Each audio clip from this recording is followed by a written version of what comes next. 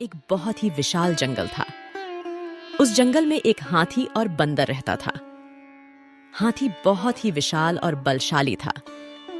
वह अपनी ताकत से सभी पेड़ों को उखाड़ फेंकता था। अपने विशाल पैरों के नीचे छोटे पौधे और झाड़ियों को रौंद डालता था। वहीं बंदर बहुत ही तेज और फुर्तीला था। एक पल में ही वह इधर से उधर पहुंच जाता था। हाथी और बंदर दोनों को अपने आप पर बहुत घमंड था। दोनों अपने आप को एक दूसरे से श्रेष्ठ समझते थे। दोनों हमेशा एक दूसरे से बहस किया करते थे। कई बार तो उनकी बहस इतनी ज्यादा हो जाती थी कि वह झगड़े का रूप ले लेती थी। उस जंगल में एक उल्लू भी रहता था। उल्लू अक्सर हाथी और बंदर की बहस देखा करता था। वह उनकी बहस से तंग आ चुका था। एक दिन वह उन दोनों से बोला, तुम दोनों की बहस बहुत दिनों से देख रहा हूं। आज फैसला हो ही जाए। क्यों ना तुम दोनों एक प्रतियोगिता में भाग लो। जो जीतेगा वो श्रेष्ठ होगा। यह सुनकर हाथी और बंदर ने पूछा, लेकिन यह प्रतियोगिता कौन सी होगी? यह भी तो बताओ उल्लू भाई। उल्लू बोला, इस जंगल के उस पार एक दूसरा जंगल है। वहां एक पुराना वृक्ष है जिस पर एक स्वर्ण फल लगा हुआ है। तुम दोनों में से जो भी उस स्वर्ण फल को ले आएगा वह विजेता होने के साथ ही दूसरे से श्रेष्ठ होगा। हाथी और बंदर के बीच प्रतियोगिता प्रारंभ हुई। बंदर फुर्ती से एक पेड़ से दूसरे पेड़ पर उछल उछल कर आगे बढ़ने लगा।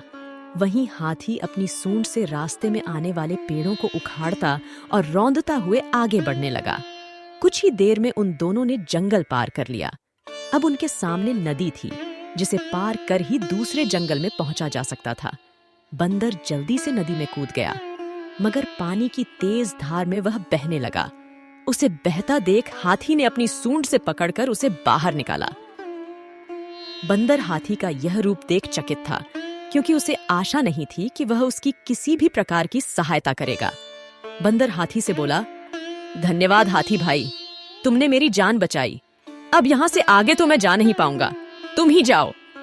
हाथी ने उत्तर दिया, तुम मेरी पीठ पर बैठ जाओ, इस तरह हम दोनों नदी पार कर लेंगे। बंदर हाथी की पीठ पर बैठ गया। हाथी ने आराम से नदी पार कर ली। नदी पार कर दोनों दूसरे जंगल में पहुंचे। वहां वे खोजते हुए उस पुराने वृक्ष तक पहुंच गए जहां स्वर्ण फल लगा हुआ था। हाथी ने अपने सूंड से वृक्ष को पकड़कर उखाड़ने का प्रयास किया, मगर वह वृक्ष इतना मोटा था कि वह उसे ठीक से पकड़ नहीं पाया। हाथी निराश होकर बोला, यह स्वर्ण फल मैं नहीं तोड़ पाऊंगा। बंदर बोला, मैं प्रयास करता हूं। और वह उछलकर पेड़ की एक डाली पर चढ़ गया। स्वर्ण फल तोड़कर वह नीचे उतर आया। फिर दोनों वापस लौट आए और उल्लू को जाकर वह स्वर्ण फल दिया। उल्लू बोला, इस प्रतियोगिता का विजेता है। उल्लू बंदर का नाम लेने ही वाला था कि बंदर और हाथी दोनों एक साथ बोले, रुको रुको उल्लू भाई, अब विजेता घोषित करने की आवश्यकता नहीं है। हम दोनों के प्रयास से ही यह फल लाना संभव हो पाया है। हमें समझ आ गया है कि हम दोनों के गुण अपनी अपनी जगह श्रेष्ठ हैं। हमने फैसला किया है कि अब से हम कभी नहीं लड़ेंगे और मित्र बनकर रहेंगे। उल्लू अब खुश था। वह उन दोनों को यही सीख देना चाहता था।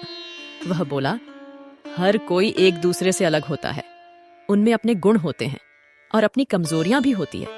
कोई एक दूसरे से श्रेष्ठ नहीं है, बस अलग है और अपने स्तर पर श्रेष्ठ है। हमें एक दूसरे से लड़ना नहीं है, बल्कि सबका सम्मान कर मिलजुल कर रहना है। उस दिन से हाथी और बंदर मित्र बन गए और एक दूसरे के साथ मिलजुल कर रहने लगे।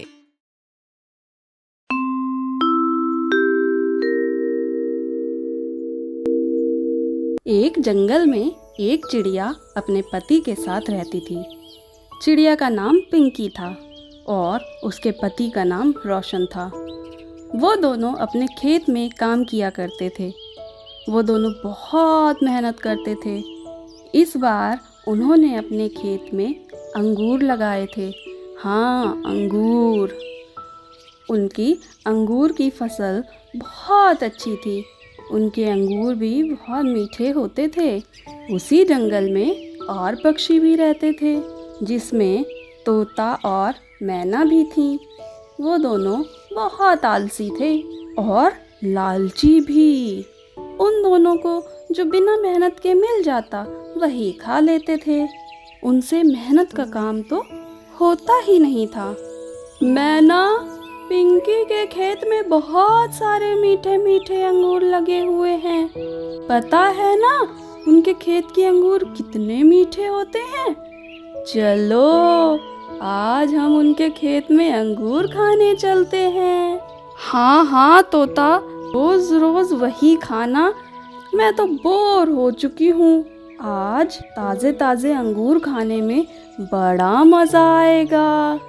ये कहकर वो दोनों पिंकी और रोशन के खेत में अंगूर खाने के लिए जाते हैं। वो दूर से देखते हैं कि खेत की रखवाली पिंकी कर रही है।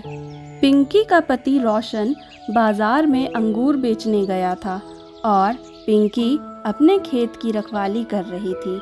मैना, ये क्या? पिंकी तो अभी तक खेत में ही है, हम अंगूर कैसे खाएंगे? चलो अब घर चलते हैं, फिर रात होने का इंतज़ार करेंगे।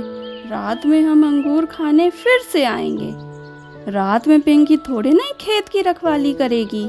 हम रात में आएंगे और ढेर सारे अंगूर तोड़कर ले जाएंगे। ऐसा कहकर तोता और मैना वापस अपने घर चले जाते हैं और रात होने का इंतज़ार करते हैं। रात होने के बाद वो दोनों पिंकी के खेत में फिर से आते हैं और देखते हैं वहाँ रोशन अपने खेत की रखवाली कर रहा है। मैना, देखो, दिन में पिंकी और रात में रोशन अपने खेत की रखवाली करते हैं। ऐसे तो हमें ये अंगूर खाने के लिए मिलेंगे ही नहीं। मुझे कुछ उपाय सोचना पड़ेगा। हाँ, मैं रोशन के पास जाता हूँ और उसको अपनी बात में लगाए रहता हूँ। मैं उसको बातों में उलझा कर रखूँगा और तुम ढेर सारे अंगूर तोड़कर घर चली जाना।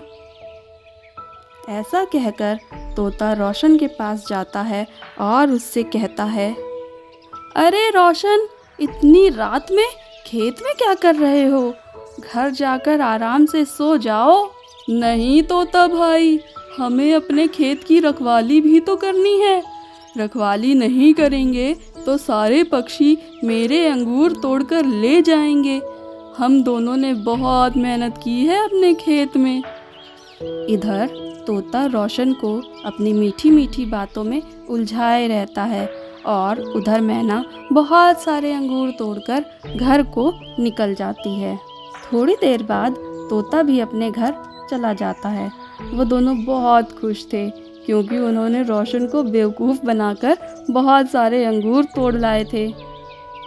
सुबह जब पिंकी अपने पति रोशन के पास आती है तो देखती है खेत में बहुत सारे अंगूर टूटे हुए थे।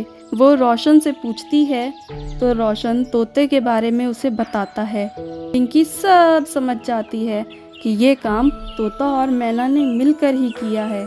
फिर पिंकी अपनी सहेली के पास जाती है और उससे कहती है, नंदिनी बहन, तोता और मैना ने तो हमें परेशान करके रखा है। हमारे खेत में अंगूर चोरी करने के लिए आते हैं और ढेर सारे अंगूर तोड़ कर ले जाते हैं। ऐसे तो मेरी सारी मेहनत बर्बाद हो जाएगी। पिंकी बहन, तुम मेरी सबसे प्यारी बहन हो, तुम्हें कोई परेशान नहीं करेगा। तुम अपने घर जाओ और अपना खेत संभालो। मैं तुमसे वादा करती हूँ, आज के बाद वो दोनों तुम्हारे खेत के आसपास भी नज़र नहीं आएंगे। आज मैं उन दोनों को अच्छा सबक सिखाऊंगी। फिर पिंकी और रोशन अपने घर चले जाते हैं। रात को जब तोता और मैना अंगूर तोड़ने के लिए आते हैं तो वो देखते हैं कि खेत पर कोई नहीं है। ये देखकर वो दोनों बहुत खुश हो जाते हैं। जैसे ही वो अंगूर तोड़ने जाते हैं, नंदिनी बाहर आ जाती है और उन दोनों को पकड़कर उनकी खूब पिटाई करती है। वो दोनों उससे माफ़ी मांगने लगते हैं। अरे अरे अरे नंदिनी, तुम यहाँ कैसे? हमें माफ़ कर दो, हमसे गलती हो गई। हम आज के बाद इस खेत के आसपास नज़र नहीं आएंगे। हमें माफ़ कर दो। आज तुम दोनों को ज़िंदा छोड़ रही हूँ, लेकिन आज के बाद दोबारा अगर तुम इन दोनों के इस खेत में दिखाई दिए तो छोड़ूंगी नहीं तुम दोनों को। चले जाओ यहाँ से। फिर वो दोनों वहाँ से भाग जाते हैं। पिंकी और रोशन आराम से अपनी खेती करते हैं और खुशी खुशी रहते हैं। तो बच्चों, कैसी लगी आज की आपको कहानी?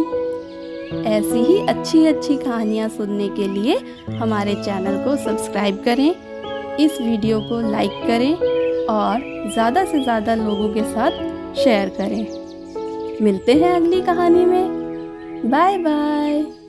Thank you.